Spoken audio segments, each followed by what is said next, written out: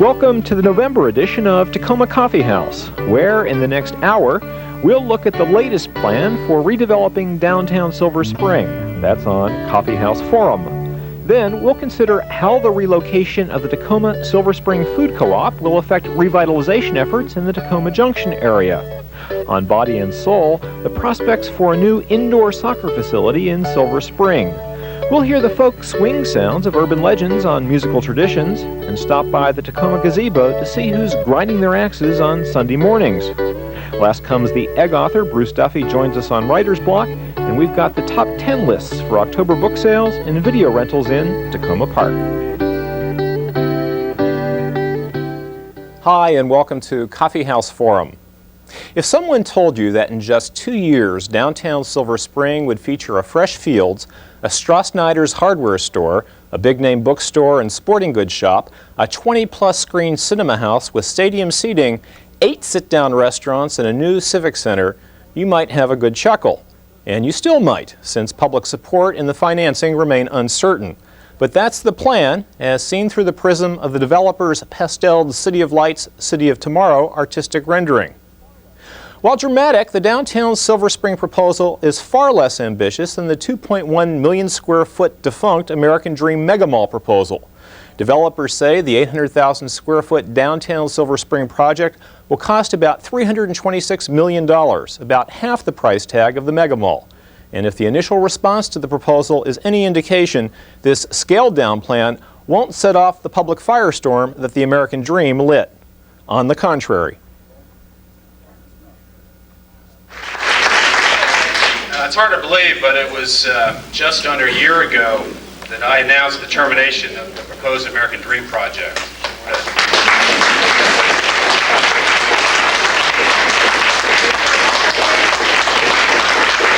gotta say, what a difference a year makes.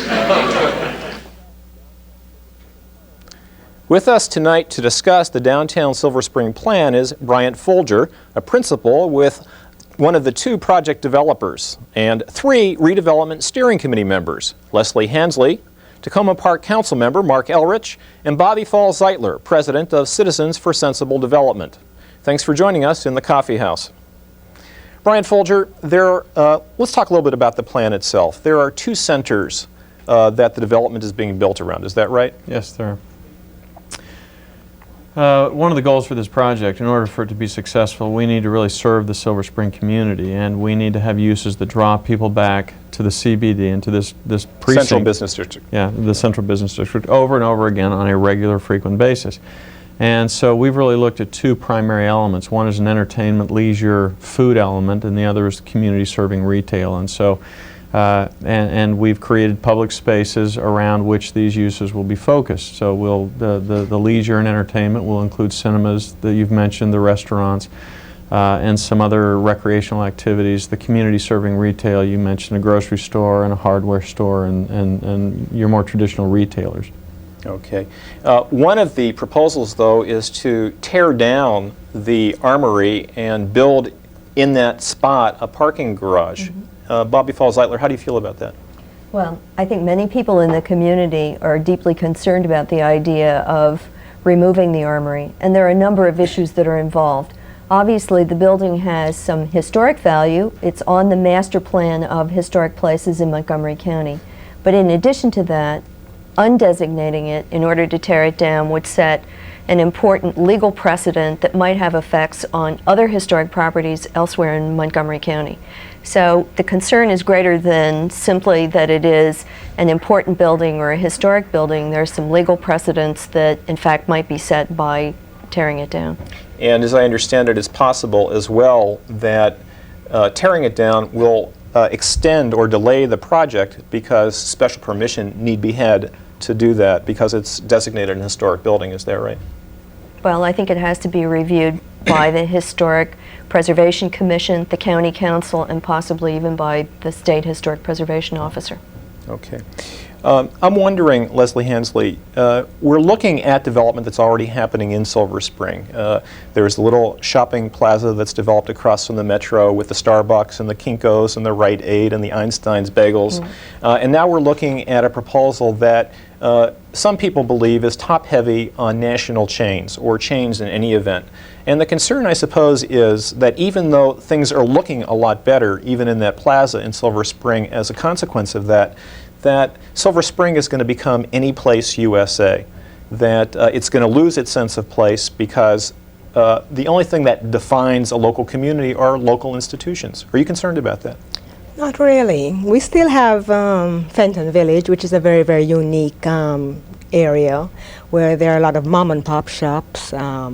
On Bonifant Street, where I've been working with some of the merchants, we have about 31 very unique businesses there. So while we have this big project with these nice fancy stores there, we'll also have this very quaint, unique section of Silver Spring, and I think they complement each other greatly. I know that a lot of the merchants in Fenton Village are happy to see the project coming to Silver Spring because it's going to generate a lot of foot traffic for them, and I just think that it's just good, really good. Marc Elrich, you were an opponent, as was Bobbie, of the American Dream Mega Mall. At the October 28th steering committee, you corrected Doug Duncan when he said that this isn't a home run, it's lots of singles and doubles, but we'll get the same amount of score. I believe you said you thought it was a grand slam. Why do you find this so different than the American Dream proposal? Well, I think that just saying Fresh Fields and Stroh-Snyder's Hardware tells you the difference in the tone of the project. We had been asking for a long time for a project that recognized the economic might of the Silver Spring to Cohen Park area, that there was plenty of money here to spend and not enough places to spend it in, and that we didn't need a regional mall or a super regional mall in order to be economically viable. And I think this project says that this is an economically viable community, that we can put good, attractive businesses in here, and they're going to thrive. And I agree with her previous comment about Fenton Village. Not only will they thrive, but their impact is going to be very positive on the rest of Silver Spring. It's not a box that brings everybody into the box and holds them there. It is open to the rest of the community. Bryant Foulger, your initial charge, as I recall, was to build this complex in 14 acres. You indicated at the October 28th steering committee that you had to go beyond that. How far did you have to go beyond that?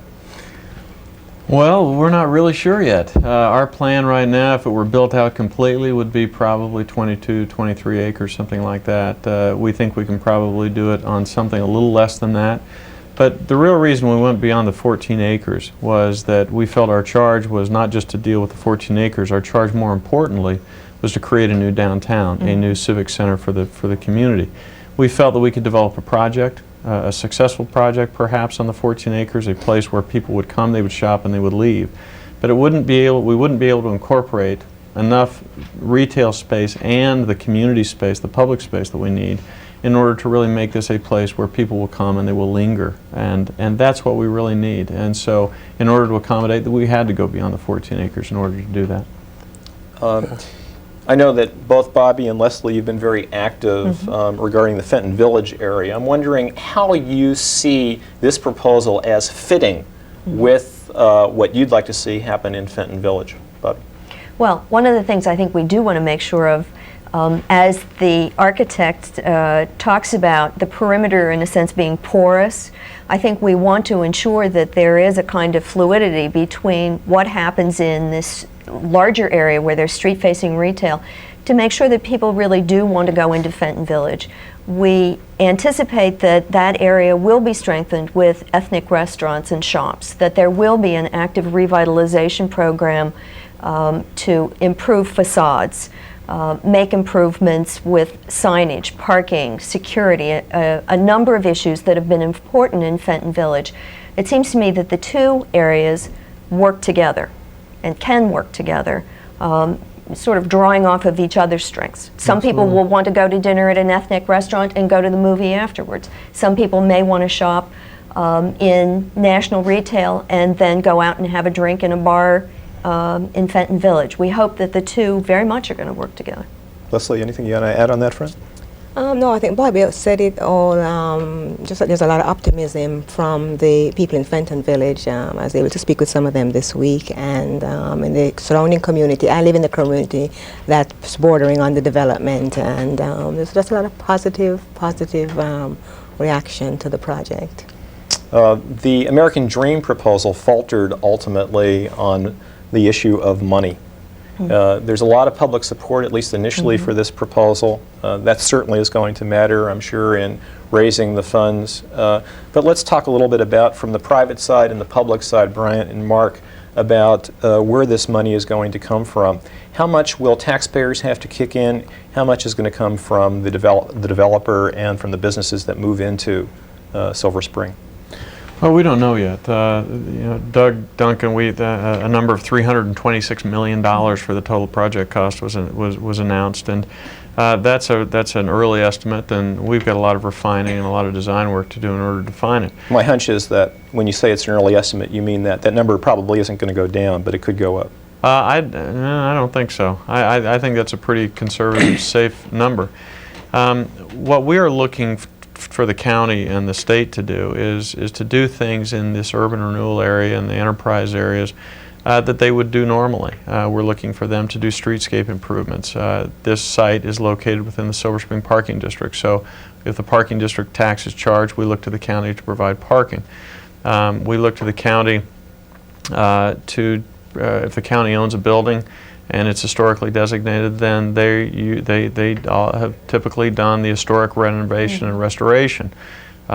We look for them in an area like this that needs some economic incentives to buy down the value of the ground so that they can make it affordable for other businesses, attractive businesses, to come in. So we're looking for the county to do what they normally do. The difference here is that it's all happening at once in a rather concentrated area, and so it's a little more noteworthy and a little higher profile. But nonetheless, it's what they typically do. Marc Elrich, you're a Takoma Park City Council member. You're very aware of the controversy over public funding for private development projects. What is the role of government here? What should taxpayers be paying for? Well, I guess I never was opposed to the notion of a public-private partnership. My opposition before had been that I thought the county sort of gave away the store. That basically they opened the door and said, we're going to give you land, we're going to give you more land, we're going to pay for everything, we're going to find you money from the state and the county, and then we're going to get taxes. And when the developer said he didn't want to pay taxes, the county was ready to say, well, maybe you won't have to pay all the taxes. And we said we don't want to pay any of the taxes. There are people who say, well, maybe for a while you shouldn't pay any of the taxes. And I think the county negotiated the previous deal in a really bad way, but also opened the door to, I think, what could potentially be an exceptionally favorable deal. I'm hoping that the developer can really support what he's doing based on what's in the community, and that he doesn't have to come asking for the kind of things the American Dream did. I think there is a role for public investment, but at the end of it, the public should see a net gain in taxes, and the community as a whole should be better off for it. And that wouldn't have been the case with the American Dream. I want to get back to this question of what happens to who's already there. We've talked a little bit about the businesses that are there, although there have been some reports. Italia, which is a shop on Colesville, the owner's concerned that just in the anticipation of this project, the rent is going to go up, and it may be beyond their means to pay that rent until the project actually takes hold. But then there's the question of residential tenants and whether this is going to price them out of their current market. What plans are in the works, if any, to accommodate the needs of the community that's already there, the residential community? Me? Sorry. The residential, we are not displacing any residences. On the 14 acres and even the expanded 24-acre site, there really are no existing residential units, and so we're not really looking to displace any. There are some businesses, but not a whole lot left on the site. Most of those that needed to be moved have already been moved. So we don't look to displace those. In fact, what we're really looking to do is, as we've said all along, really improve and enhance the overall environment there, really to everyone's benefit. The businesses that surround this, we think they're all going to benefit. So we don't. Most of the relocations really already occurred. Got to wrap it up. Just need to know what the process is from here. What has to happen in terms of citizen participation, and when are the major public policy decisions taken? I think by December 15th, the steering committee will have basically weighed in in terms of its evaluation of the project, the concept. And what I'm hearing here is that there's going to be a lot of support for it. I think so. Yeah. Okay. Thanks to Bryant Foulger, Leslie Hansley, Marc Elrich, and Bobbie-Falls Zeitler for joining me in the coffee house. We're not done talking about development, though. Coming right up, Gina and Jordan looks at the expected impact the relocated Takoma Park Silver Spring Food Co-op will have on Takoma Junction. And then on Body and Soul, the prospects for an indoor soccer facility in Silver Spring. Till next time, and even thereafter, I'm Marc Cohen for Coffee House Forum.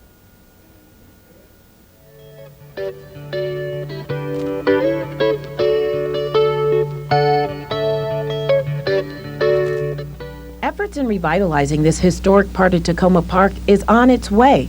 A new neighbor will be moving in, and many hope it will be the anchor in bringing in more customers. Needs to be a recognition that other customers outside of the immediate area also contribute to the economic base of successful businesses in Takoma Junction. Earl and Ethan Allen Avenues will be the new location site of the Takoma Park Silver Spring Co-op, which will soon be one of the main attractions in revitalizing the junction. After several attempts to bring life to this area, store owner Eric Zeitler is excited about what the co-op could do for existing businesses. So the co-op seems to be A, offering an anchor, B, providing the need for people to be able to get consumables, what they need each day, and possibly attract other businesses. So there's a reason to come to Takoma Junction, not because they need to come to Takoma, to Kinetic Artistry to pick up something that they can't get anywhere else, because we're a focused form of store. But while here, they can also do their shopping in the area. Just adjacent to the co-op sits the largest piece of commercial property, which now sits vacant. And residents like Carl Olafante hope the co-op would not only spark new life in this area, but attract other retailers to set up shop. There are people who will come here to go to the co-op. For the businesses across the street or down the block, that means that there are more potential customers coming to this area. That's a capture opportunity for them. Increased traffic and lack of parking are just some of the concerns that could face this growing district in their efforts to renew the junction. What business owners and community leaders are hoping is that their new neighbors will ignite the fuel in revitalizing the junction area. Reporting for Takoma Coffee House, I'm Gina Jordan.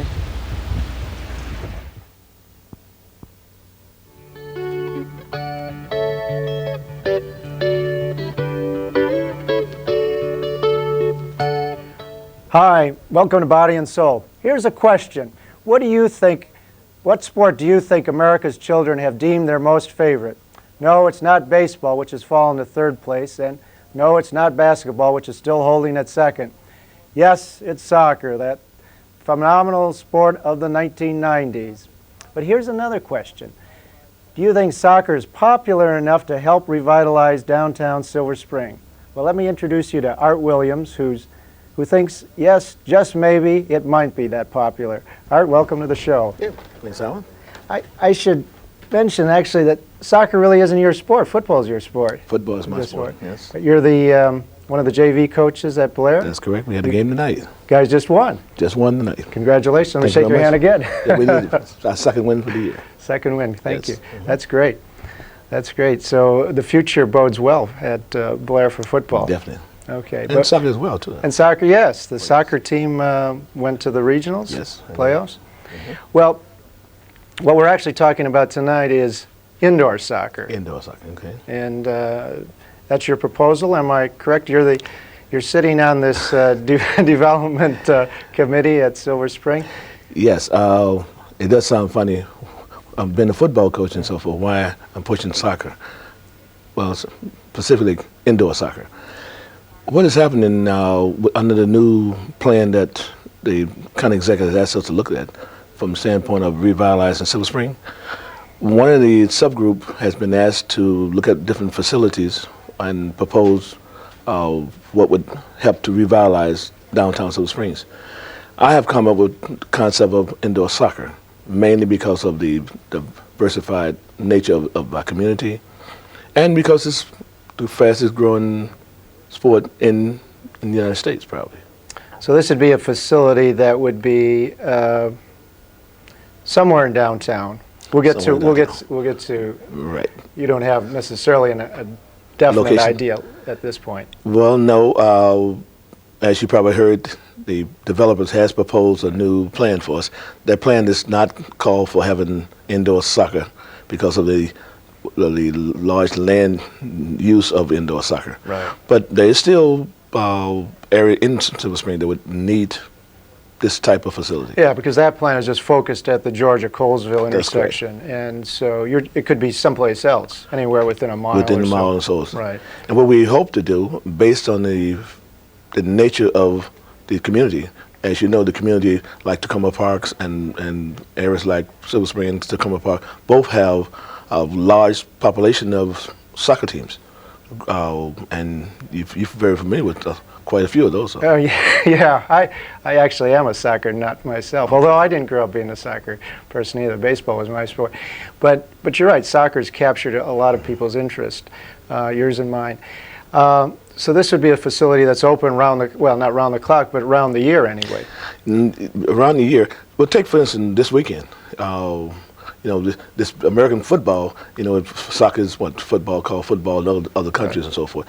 But normally you would need, if it's raining, cats and dogs outside, there's quite a few kids would not be able to participate.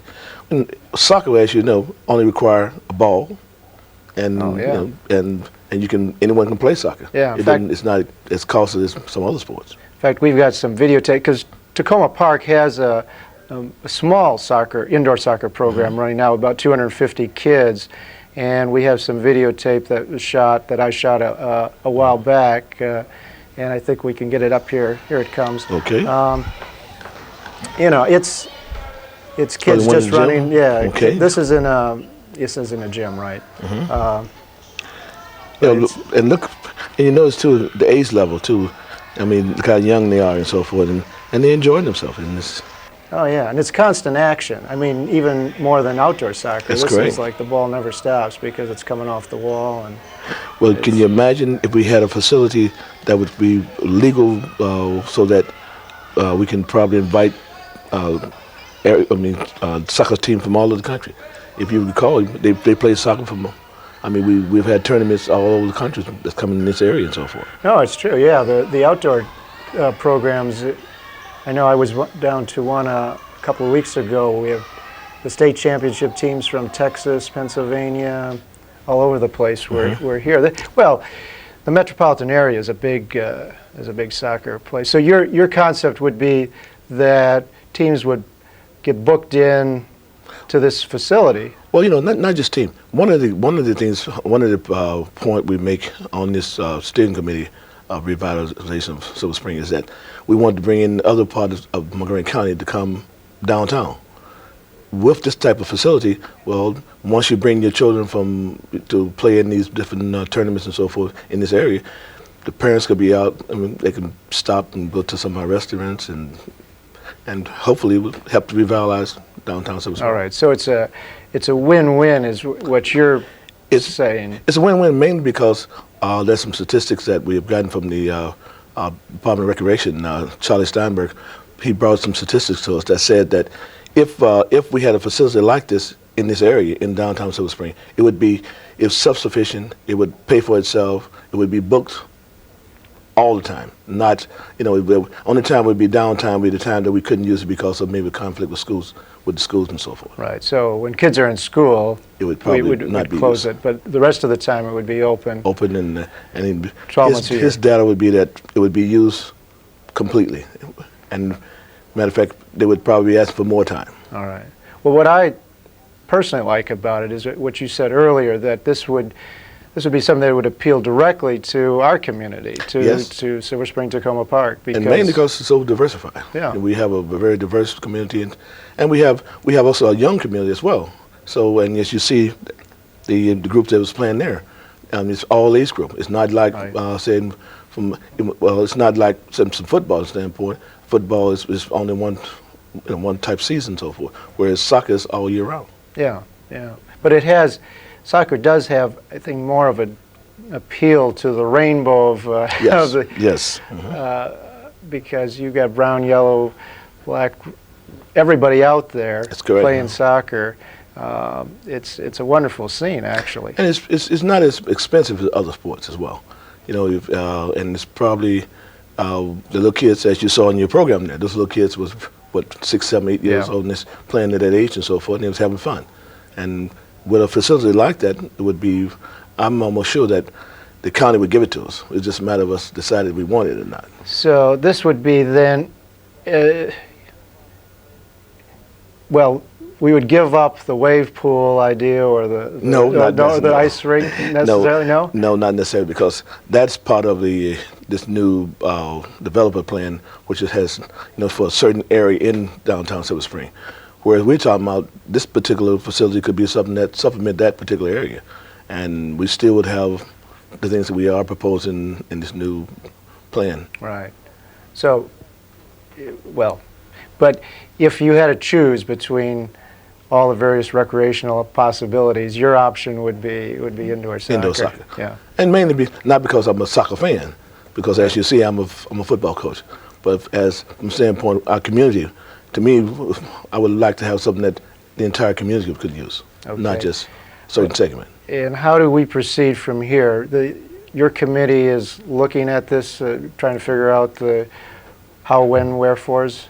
Yes, the steering committee right now is putting that on the table as one of the facilities that we propose and that we recommend to the county exec as possible facility used for revitalization of Silver Spring. And you think there's a building that could be converted? Is that your? No, we would actually build one. We feel that there's enough land space is available so that it could be built, and because it would be too large to try to convert, say, an armory. Armory is not large enough to be used for that purpose and so forth. And so you're just going to look for a site. You're going to. Hopefully, we can find a site that in this area that could be used. And I think the only drawback we have is that the community has to ask for it. I'm almost sure that the county exec and parking plan and so forth, if we ask for it, we can get it. Okay, so given our ratings here on Takoma Coffee House, after this show, we'll have a groundswell. Everybody will be calling the county executive. So it's a done deal. It should be a done deal. Should be a done deal. So. Okay. Well, thank you for coming, Art. I appreciate it very much. Enjoy. Good luck. I hope, actually, I'm personally behind you 100%. I hope it works. And for Howard Cohen here at Takoma Coffee House, that's it for tonight. They're kicking us out.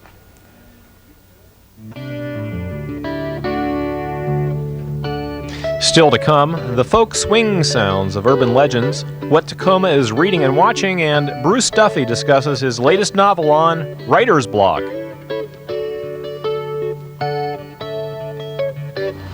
I am wearing a hat. Did you notice? Did you see 16 on my hat?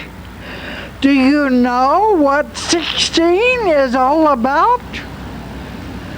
It's about the 16 children who are killed every day in the USA by guns. We must ban guns. The issue is the fact that burial benefits for Social Security today is $255, and every time I see that commercial, I say to myself, what are you going to do in today's 1997 world with $250? You can't buy a plot, you can't buy a casket. It probably costs you $500 to be cremated. It's outrageous. As I recall, someone in my family died 30 years ago, and the burial benefits were $240. You mean to say that length of time, it's only increased $15? Something is radically wrong somewhere. Watch this space, like they say in the billboards. I want to have a lot of you folks come join me sometimes at the Social Security Administration building and talk about this. I think it's outrageous, and I appreciate your time. Thank you very much.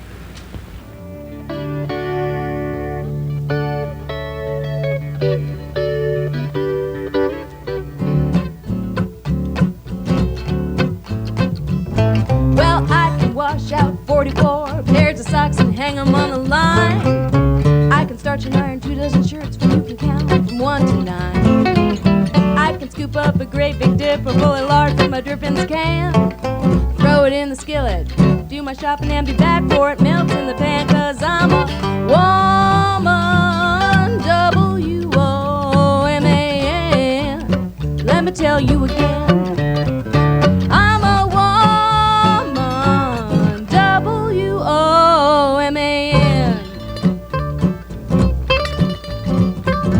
Well, I can rub and scrub till this house shines just like a dime, feed the baby, grease the car, and powder my face at the same time. I can get all dressed up, go out and sing till 5 a.m. and then jump in bed at 5, get up at 6 and start all over again, 'cause I'm a woman, W-O-M-A-N. Let me tell you again, I'm a woman, W-O-M-A-N. Come on, Ira.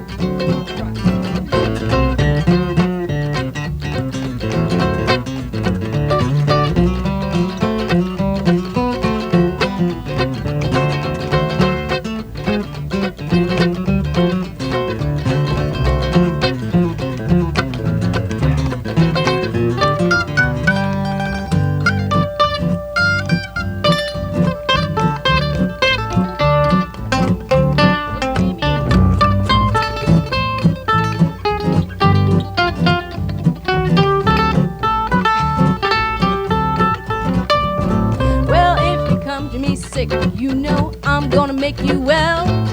If you come to me all hexed up, you know I'm gonna break the spell. If you come to me hungry, you know I'll feed you full of my grits. And if it's loving you want, I can kiss you and give you the shivering fits. 'Cause you know I'm a woman, W-O-M-A-N.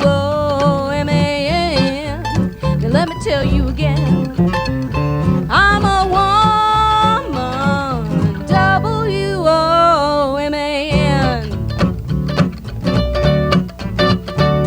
Well, I got a $20 gold piece, says there ain't nothing I can't do. Well, I can make a dress out of a feed bag and make a man out of you, 'cause I'm a woman, W-O-M-A-N. Let me tell you again, I'm a woman, W-O-M-A-N.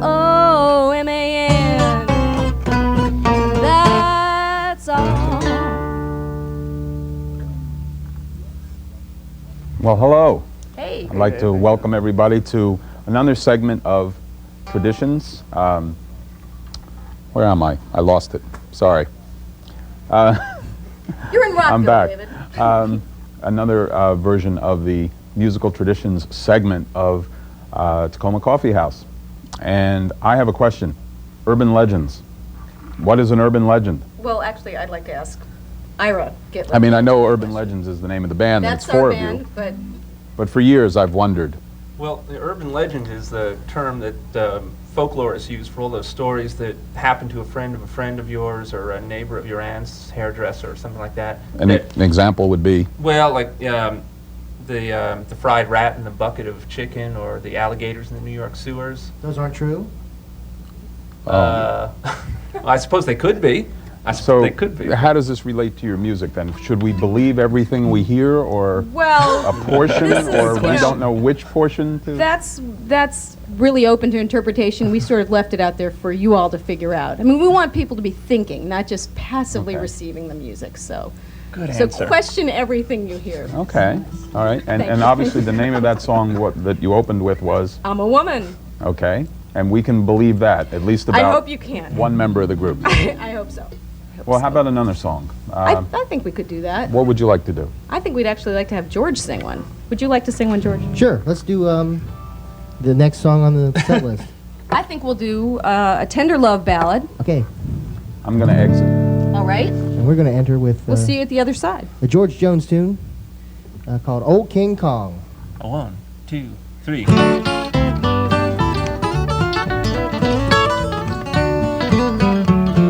Old King Kong was a hell of a gorilla. He stood 4 stories tall. Well, they fought with missiles and aeroplanes, but he refused to fall. With Fady Ray in the palm of his hand, he walked right over the world. Cause just like me, he would do anything, to keep his girl. And old King Kong was just a little monkey compared to my love for you. And if you treat it right, every night it will do what you want it to. I said it's bigger than both of us, and now you know it's true.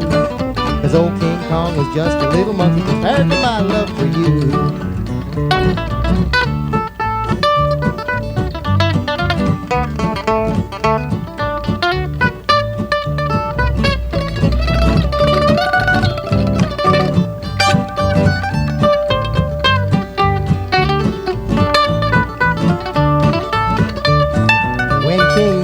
Met Godzilla, he made that lizard crawl. When there wasn't a tear that set his woman down, that you saw them big tears fall. And when you're standing next to me, I swear I can feel his shoes. Cause old King Kong was just a little monkey compared to my love for you. Old King Kong was just a little monkey compared to my love for you.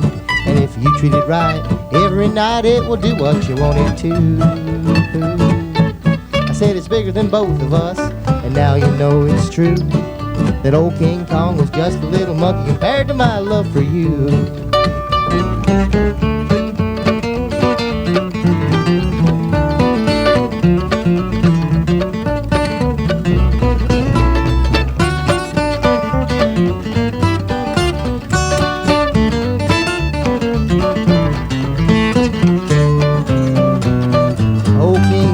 Just a little monkey compared to my love for you. And if you treat it right, every night it will do what you want it to. I said it's bigger than both of us, and now you know it's true.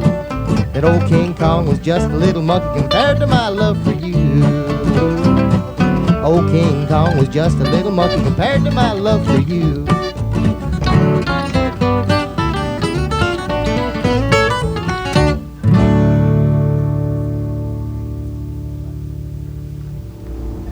Well, excellent, excellent, excellent. True story. True story? Okay. Yeah. But it's an urban legend, so you never know. That's right. How long has this group been playing together? Well, in this form, only a few years, I guess. Take me back. Then. Take you back. Yeah. Ira and I started playing together as a duet when we were in college back in 1978. And we played together on and off for 78, so people counting at home. Yes. See, she's how old? That's right. Okay. I was 3 at the time. Child prodigy. Yes. That's right. Still teething. And we played together off and on. We got out of college. We moved to different cities. 1986, I think, Ira moved down here, and we started playing together again. In 1992, George joined us, and that's when we became the Urban Legends, shortly after that. As a trio. As a trio. Something was missing. That's right. Something was definitely missing. Someone was missing. That's right. That And was then me. one day, Jamie actually called me up to ask if we could take a job playing at a wedding. And I said, well, we'll only take it if you'll play it with us. And so we did that, and then a while later we made a recording together called Why Get Up. Where can you get that recording? You can get that at the House of Musical Traditions, or you can get it directly from us. You should know just that. like this. Okay. And then after that, we decided we just had to have them all the time. So since then, we've been a quartet. Cool. Got another song? I think we do. What's it called? Well, it asks a very profound question, and it's called Why Get Up? It is the title. I ask that at least once a day. I know, I ask it every single day. Take it away. All right, 1, 2, 3, 4. Why get up? Why get up? How can I get up? Why should I get up? This old world's gone crazy, think I've seen enough. I wanna sleep forever. Why get up? My phone keeps ringing right off the hook. Some bill collectors, I know what cooks, think I'll stay in bed, sleep all day, 'cause the world outside bugs me anyway. And when I get things going, going gets rough. And so I ask myself, why get up? I say, why get up? Why get up? How can I get up? Why should I get up? This old world's gone crazy, think I've seen enough. I wanna sleep forever. Why get up? Well, I went to my doctor, she said, lose some weight. If you don't do it quick, we'll have to operate. Called up my clothes. Your baby got it all, even the garden hose. Now I'm staring at the ceiling thinking just my luck. Think I'll roll back over. Why get up? I say, why get up? Why get up? How can I get up? Why should I get up? This whole world's gone crazy, think I've seen enough. I wanna sleep forever. Why get up? Ira Gibbons.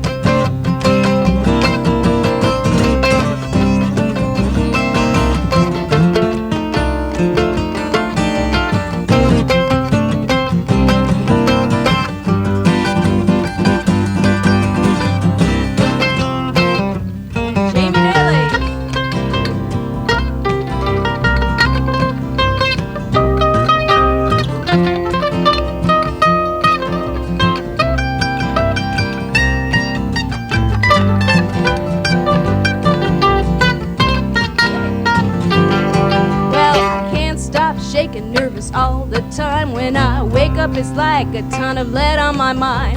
What was it I said to that guy last night? Really got upset, I better stay out of sight. I remember a gun and calling somebody's bluff. I better duck under cover. Why get up? I say, why get up? Why get up? How can I get up? Why should I get up? This whole world's gone crazy, think I've seen enough. I wanna sleep forever. Why get up?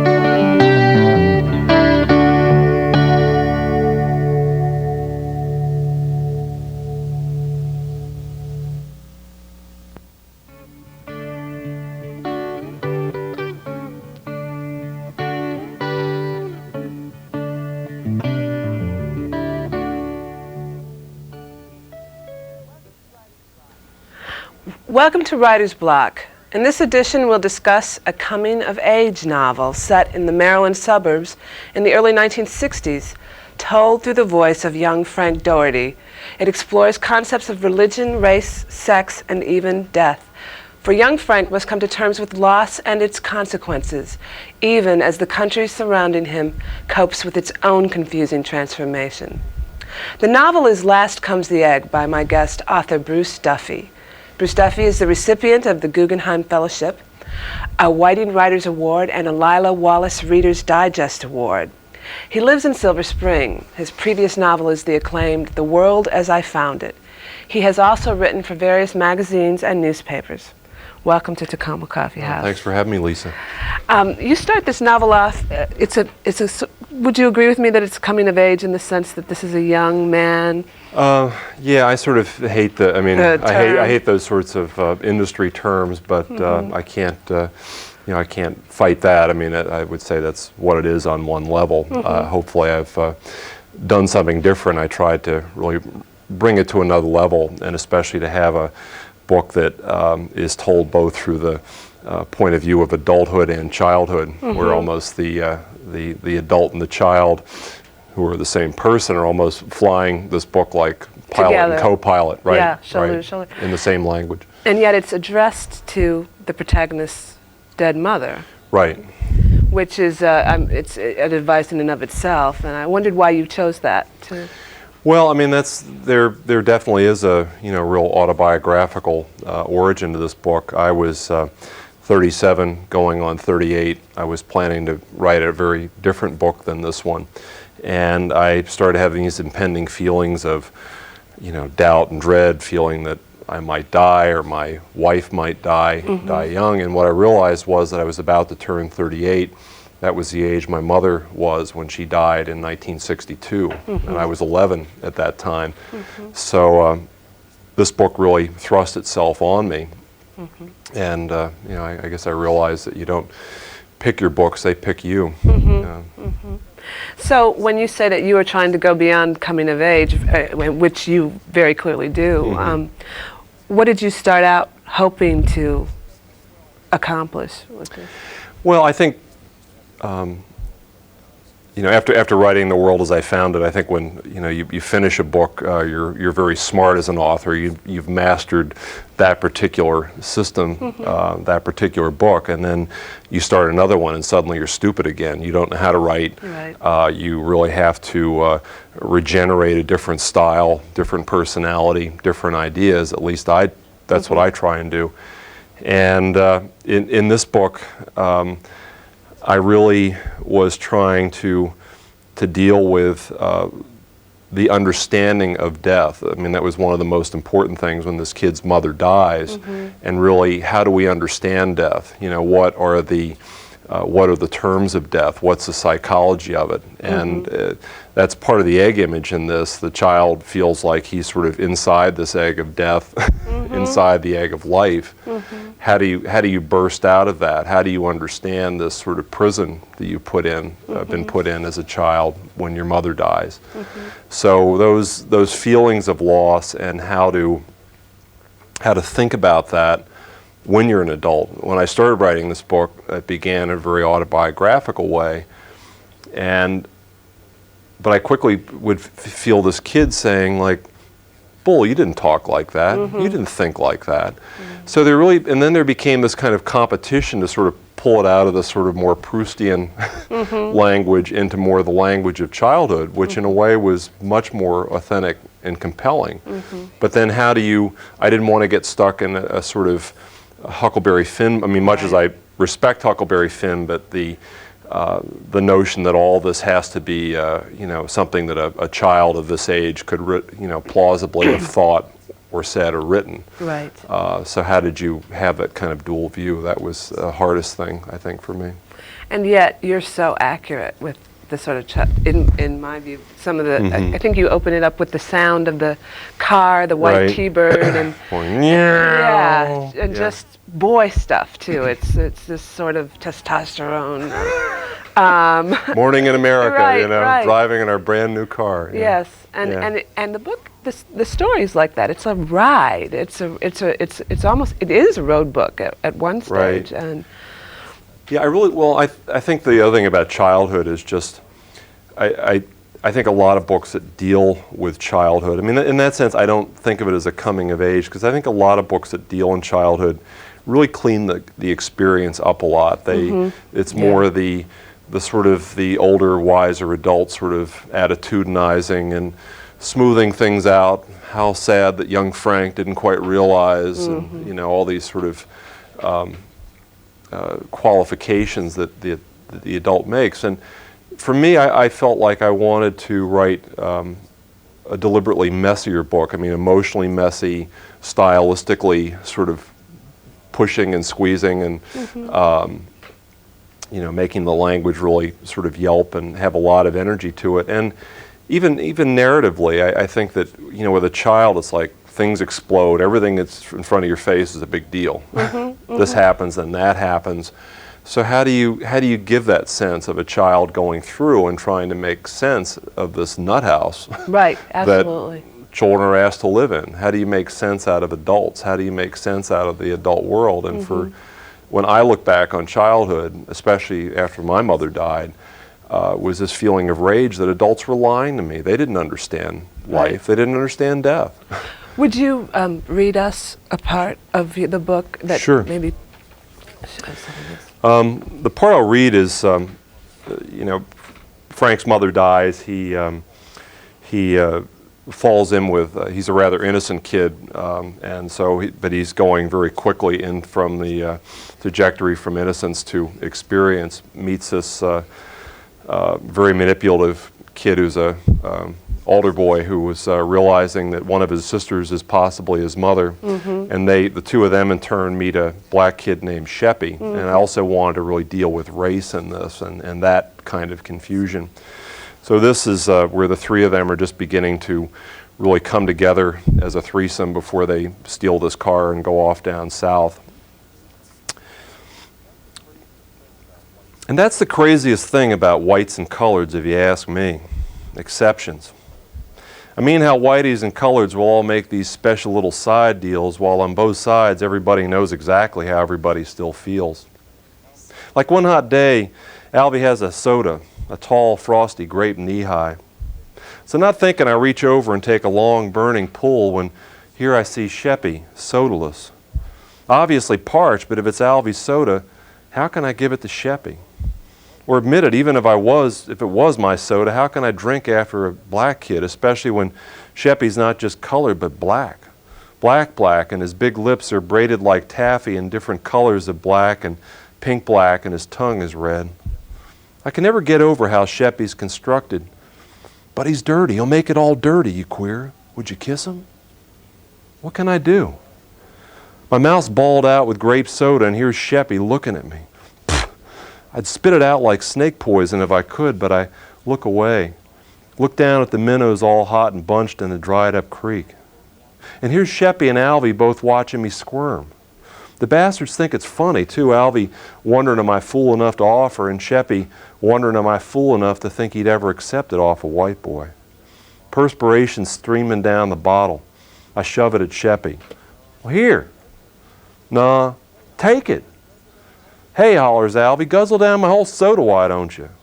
God damn it, Sheppy, have some. Sheppy laughs. After white boys? And look at him and Alvy both grinning like devils. Sheppy's nervous about it himself. Sheppy, drink. So, despite us both, Sheppy does drink. Slathers his lips all over it, then shoves it back at me. And way too full to claim it's only spit. Well, fine. Even if it's poisoned, I suck off Sheppy's spit. I pasteurize that bottle pure 100% white, then I shove it back at Alvy, and he's it. And who's laughing now, staring at the bubbles twirling up the neck? In Alvy's hand, the pop bottle's like a sand clock, and each bubble's a grain of sand, a little sun that flares to life, then slowly twirls up the neck. And if Alvy doesn't drink, if he lets it go flat, I think, then either he's blackballed out of this group or I am, because hospitality, well, that's the deepest code you can violate.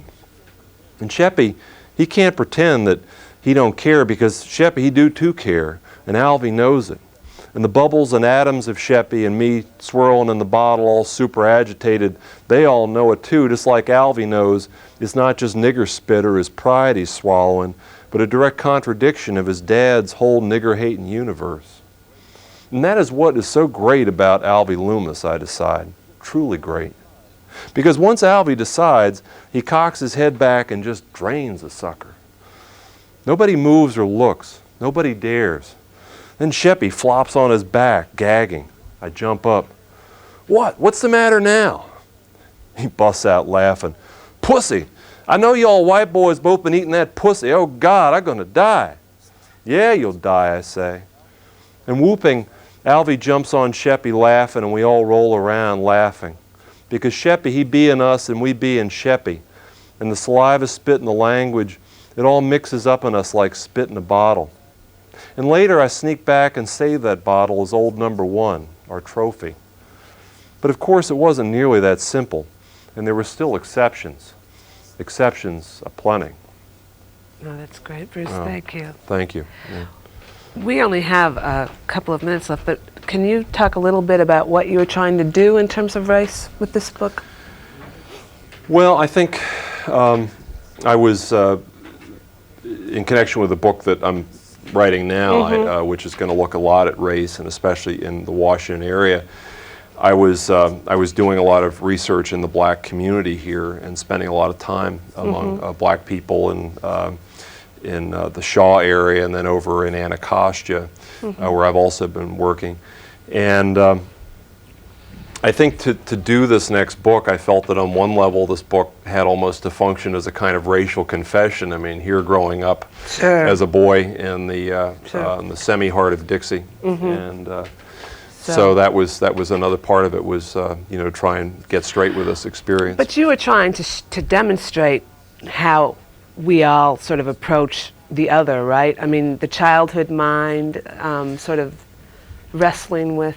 Yeah, and I think that ultimately, hopefully, that experience is truthful and redemptive. But I think a lot of people are really lie to themselves about their attitudes about race, and I wanted to go back into there and figure out how you could look at this in a really honest way, how you could.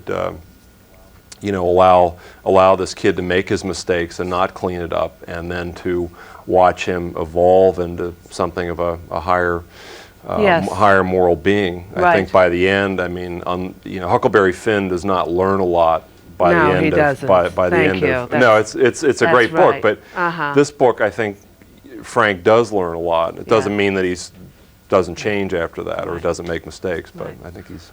Well, I wish you could talk more about it. It's really a fascinating book. So. Well, thanks so much for having me. Oh, my pleasure. Unfortunately, we've just about run out of time. Thanks to Bruce Duffy for joining me in the coffee house. Again, his novel is Last Comes the Egg, and it's available at Chuck and Dave's bookstore in Takoma Park.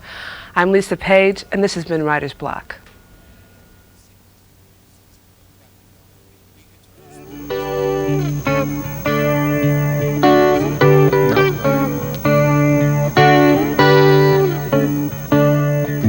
And that's it for the November edition. Congratulations to Kathy Porter on being elected mayor of Takoma Park.